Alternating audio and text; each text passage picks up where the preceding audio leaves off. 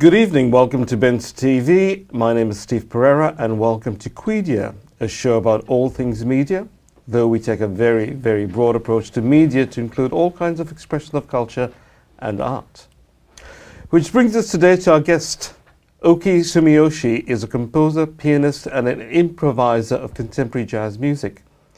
Born in Japan and trained in the classics, he came across jazz and improvisation in a music shop in Wollongong and has never looked back.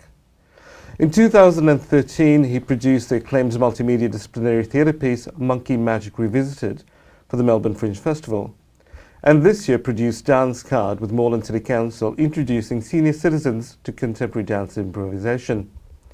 And where do you go from there? Welcome, Okkey, to Ben TV. Thank you for being here with us. Thank you.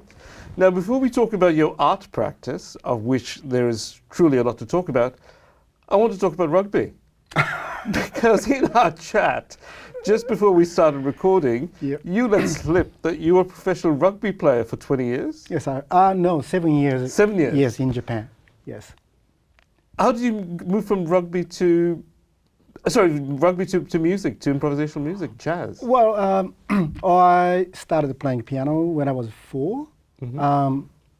And I was trained classically and up to the point, I think I was 12.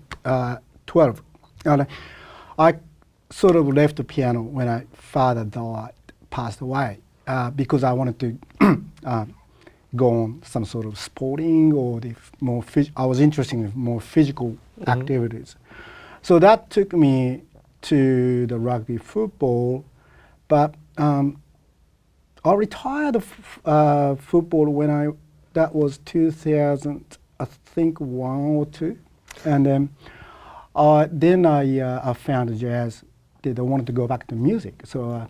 So you found jazz? Yeah. And we'll come back to that for a second. But are rugby players in Japan the same as AFL players here? Are they sort of demigods and people worship you and throw things at you? Oh, no, not that extent. Not that extent. The AFL down here is just such a massive. And the time that I played, it's, the late 1980s and early 1990s. So it's sort of like still progress and in the process of developing the industry into more the robust sort of form. So it's a sort of a transitional process. But it was quite good. I played in a game normally about around 10,000 people in the crowd, to the point to somewhere the maximum about 30,000 in a stadium. That's pretty good. That's pretty large crowd. As a performer, you'd be very lucky to perform to that range of. Yeah, I still regard it as I enjoy the sport, but I regard it as more of my own expression. And the football as a venue or the medium that I can express myself with my ideas, and then. But that's what's amazing about sport, and this is one of the things I wanted to talk to you about, because you're talking about the range of performance that you're engaging with an audience. Yeah. I'm not a sporting person myself, but through my work, I've had to go to a lot of football games, and what's truly impressed me about it is the ritual and the performance element of it, and how much that engages in people. Does that kind of approach to audience inform your artwork now? Yeah, it is. Yeah, I look back when I was playing. Yeah, definitely. I felt like I'm being connected to the audience. Because one of the differences between art is that people generally are passive viewers. So you sit there and you watch something, and then you go away and talk about it. Whereas with sport, people get emotionally involved with it, and it would be truly amazing if we got a performance art where you get your audience to engage with you, the way that a sporting audience does. Yeah, I take it in the same way.